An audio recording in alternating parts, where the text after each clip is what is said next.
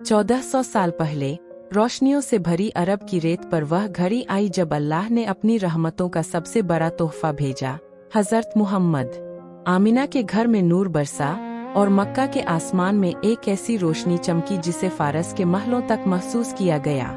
बचपन में यतीम, फिर दादा अब्दुल मुत्तलिब और चाचा अबू तालिब की परवरिश में पलने वाला यह बच्चा अपनी सच्चाई, अमानतदारी और नरमी की वजह से अस्सादिक अल अमीन कहलाया। जवानी की उम्र में भी जब मक्का में बदपरस्ती का अंधेरा था, वह हेरा की गुफा की तन्हाइयों में अपने रब को पुकारते।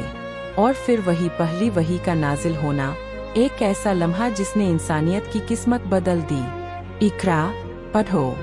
यह आवाज़ पहाड़ों से टकराकर दुनिया के दिलों तक पहुंचने वाली थी। इसके बाद 13 साल की मक्की दावत, जुल्म, शहादतें, सहाबा की कुर्बानियाँ, शिबे अबी तालिब की भूख, ताइफ के पत्थर, हर इम्तिहान में सब्र था और एक यकीन की अल्लाह हमारे साथ है।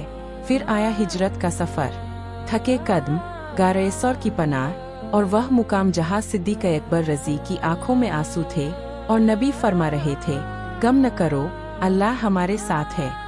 मदीना पहुँचना, अंसार का इस्तकबाल, इस्लामी समाज की बुनियाद रखना, मस्जिद नबवी की तामीर, भाईचारा, इंसाफ और अमन की पहली मिसालें, यह सब दुनिया के लिए एक नया चैप्टर था।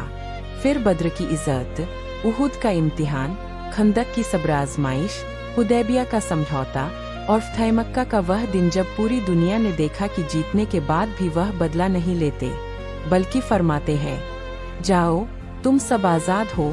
यह रहमत सिर्फ एक शहर पर नहीं, पूरी इंसानियत पर नाजिल हुई थी। फिर 10वीं हिजरी का साल आया। अरफात का मैदान, लाखों उम्मती और पहाड़ों पर गुंजती वह आखिरी नसीहत, ए लोगो, अल्लाह से डरो, एक दूसरे पर जुल्म मत करो और मेरी बात पहुँचाओ। यह लास्ट सरमन सिर्फ एक खुतबा नहीं, बल्कि हमेशा के लिए एक यूनिवर्सल कॉन्स्टिट्यूशन था।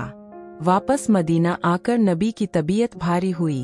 अब उस दुनिया में लौटने का वक्त था जहाँ से वह आए थे। अंतिम लम्हों में भी उम्मत ही जिक्र थी, उम्मती, उम्मती। और फिर दुनिया की सबसे प्यारी रूह अपने रब से जा मिली। घर में सुकून था, आसमान में सन्नाटा, लेकिन धरती पर एक ऐसा नूर रह गया जिसन